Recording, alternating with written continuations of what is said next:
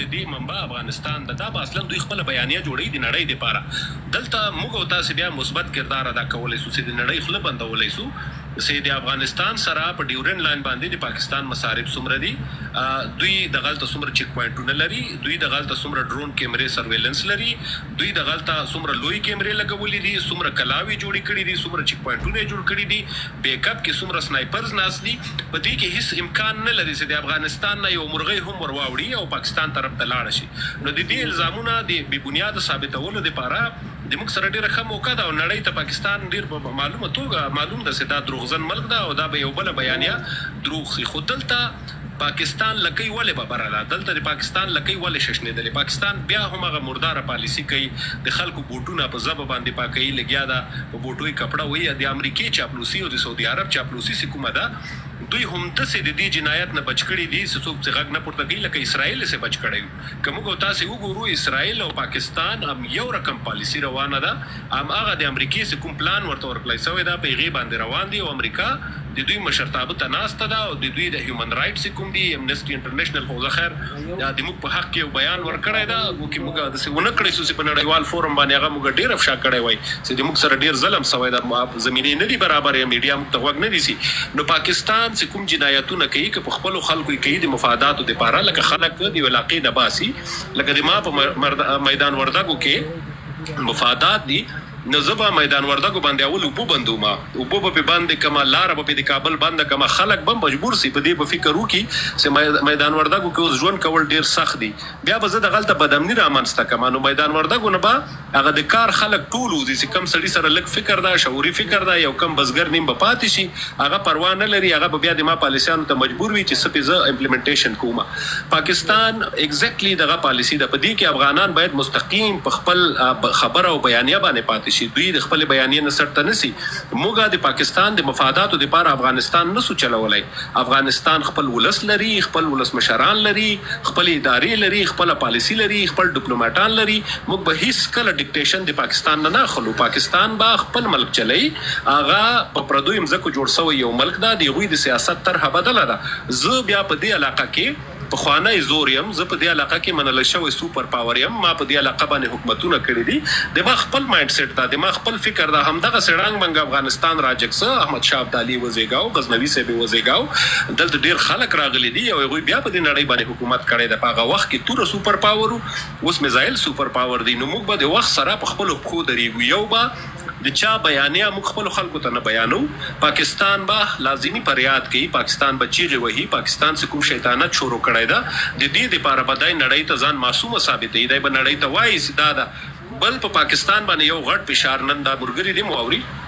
تجارانو ډېر غټ فشار اچولی ده د پاکستان نه 15% د لومز انډسټري لاړه پاکستان نه سرجیکل انډسټري روانه ده پاکستان نه د بیوټي دی ټویزرز هغه موچنا ورته وایي که څه ورته وایي د دې شیانو انډسټري غونډه ویتنام ته لاړله ډېرې د رخت کارخانې چې کومې دي دا بنګلادیش ته لاړلې ډېر خلک د هندوستان سره لاس ملاو کړی ده هغوی طرف ته روان ده نو پاکستان په اقتصادي لحاظ سره داسې دا لکه د غره نه چې سړی راورغړېږي یو ټپه کې د بلې نه خطرناک ده او ډېر زیات مردار کته را روان ده که تاسې وګورئ بینکرپټ یا ډیفالټ کېدو ته پاکستان ایگزیکټ ولاړ ده صرف یو شي بچ کړی ده چې سعودي عرب یې د پښو نه نیولی ده او امریکا یې د پښو نه نیولی ده او هغوی نه غواړي چې پاکستان بینکرپټ سي او په دې وخت کې انتشار راسي پاکستان مات شي لرې نه ده چې پاکستان سید خان وروره دلته یو بل سوال ده کله چې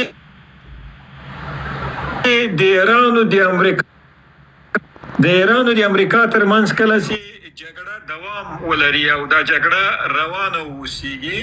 خو پاکستان د افغانستان په اړه باندې دومره زیات تشویش نه لري او نه داسې خاصې څرګندونې کوي د افغانستان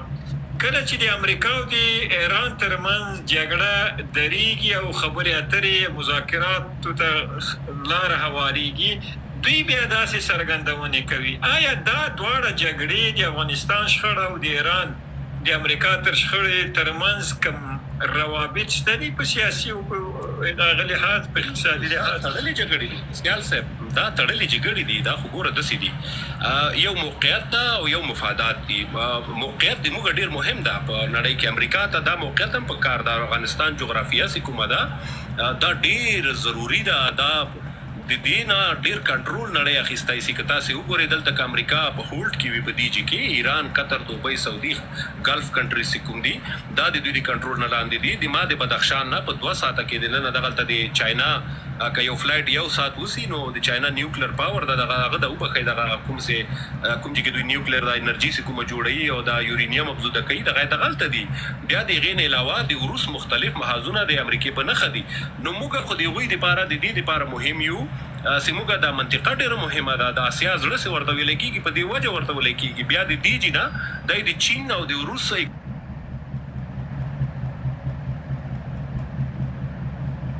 چې ایران چین او روس د یو بل سره دومره نږدې سي چې په راتلونکي کې نیو ورلډ آرډر کې د امریکې دپاره خطر جوړ سي او د امریکې پاور له لاسه ورشي ایران د دې دپاره مهم ده ایران چې کومه ده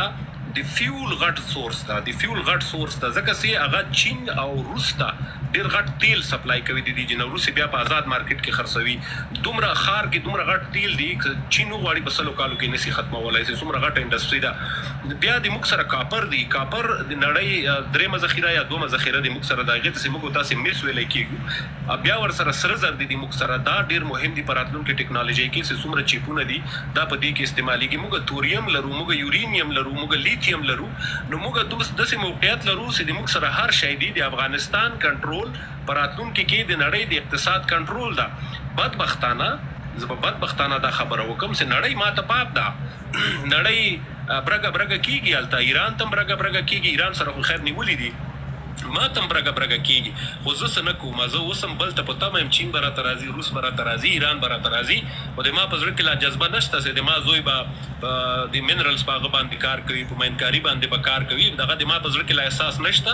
لا د ما په زړه کې دا احساس نشته چې زه به خپل پوهنتون ته داسې تعلیمونه راوړم چې ارکیالوجیست را پیدا کړي د ما زاړه ښارونه او زړې شتمنۍ چې کومه دي دا را په نښه کړي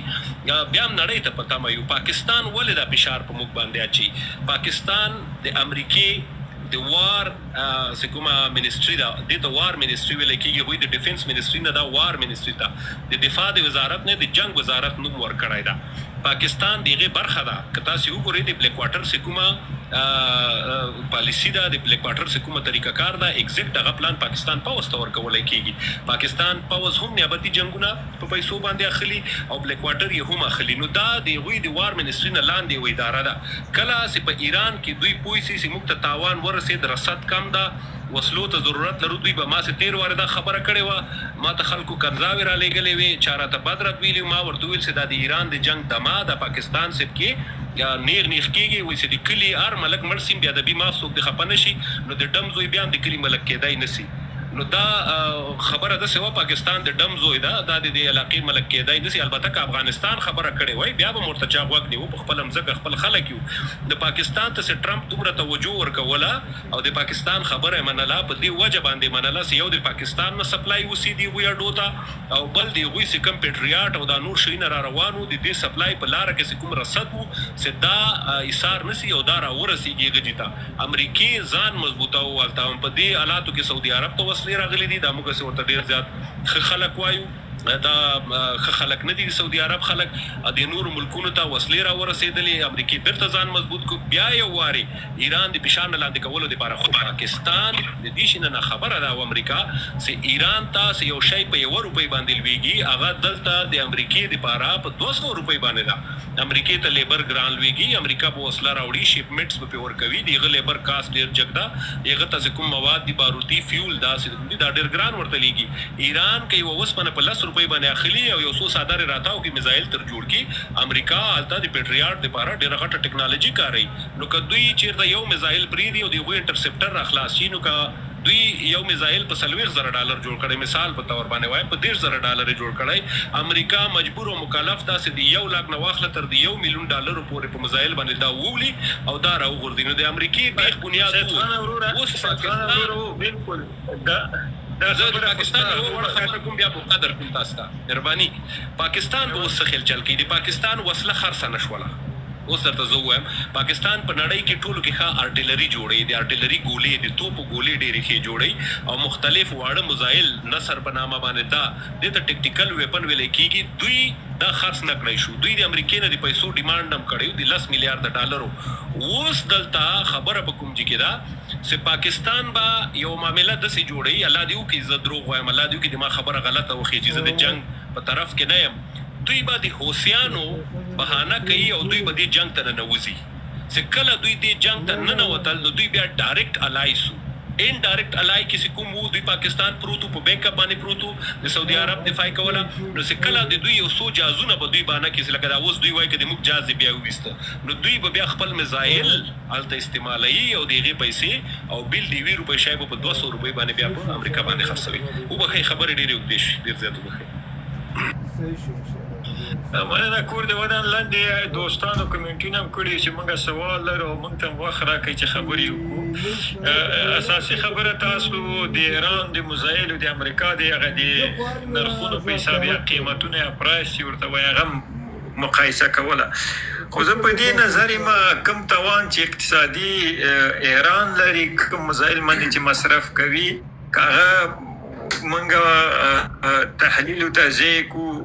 اقتصاد له نظره هغه ډېر ورته ګران تمامېږي ولې که د امریکا اقتصاد وګورو هغه هغومره وسو ظرفیت او توانایي لري چې په همغه نرخ باندې هغه مزایل جوړ کړي. دویمه خبره دا ده چې د ایران په جګړه کې ایران 300 میلیارډ ډالر